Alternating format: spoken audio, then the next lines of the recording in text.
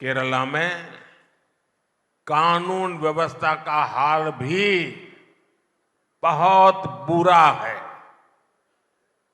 यहां तक कि चर्च के पादरी भी हिंसा के शिकार हो रहे हैं।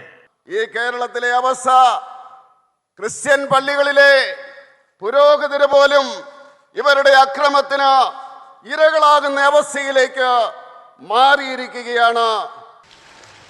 महिलाएं, युवा और हर वर्ग डर में जी रहा है। राज्य सरकार में बैठे लोग चैन की नींद सो रहे हैं।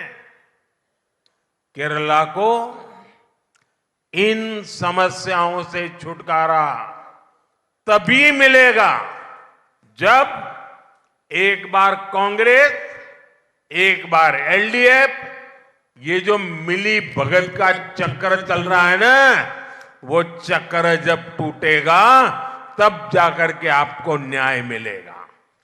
കേരളത്തിലെ എത്രയോ കോളേജ് ക്യാമ്പസുകള് ഇവിടുത്തെ കമ്മ്യൂണിസ്റ്റുകാരുടെ താവളമായിട്ട് മാറിയിരിക്കുകയാണ്। കേരളത്തിൽ മഹിളകളും യുവാക്കളും എല്ലാ വിഭാഗം ജനങ്ങളും ഭയപ്പെട്ടാണ് ജീവിക്കുന്നത്। പക്ഷേ ഇവിടെ അധികാരത്തിലിരിക്കുന്ന സർക്കാർ ആലസ്യത്തില് ഉറങ്ങുകയാണ്। കേരളത്തില് ഈ ദുസ്ഥിതിയിൽ നിന്ന് മോചനം വേണമെങ്കിൽ ഒരു പ്രാവശ്യം LDF, അടുത്ത പ്രാവശ്യം കോൺഗ്രസ്, പിന്നെ കോൺഗ്രസ്, പിന്നെ LDF എന്നുള്ള ഈ ആവർത്തന വിരസതയുണ്ടല്ലോ, അതില്ലാതായെങ്കിൽ മാത്രമേ ഈ കേരളത്തില് മോചനം നേടുകയുള്ളൂ എന്ന് പറയുവാൻ ഞാൻ ആഗ്രഹിക്കുകയാണ്। അഴിമതി നിറഞ്ഞ, അതുപോലെ തന്നെ കെടുകാര്യസ്ഥതയുടെ സർക്കാരാണ് ഇവിടെ ഉണ്ടാകുന്നത്, മാറി മാറി വരുന്നത്। അത് ഈ കേരളത്തിലെ ജനങ്ങൾക്ക് എത്രമാത്രം നഷ്ടമാണ് ഉണ്ടാക്കുന്നതെന്ന് ഈ നാട്ടിലെ ജനങ്ങൾക്കറിയാം। ഇവിടെ കേരളത്തിലെ റബ്ബർ കർഷകരുണ്ട്.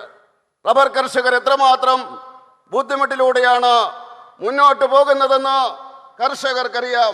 പക്ഷേ കേരളത്തിലെ LDFും അതുപോലെ തന്നെ UDFും അവരുടെ കണ്ണടച്ചിരിക്കുകയാണ്, അത് കണ്ടില്ല എന്ന് നടിക്കുകയാണ്।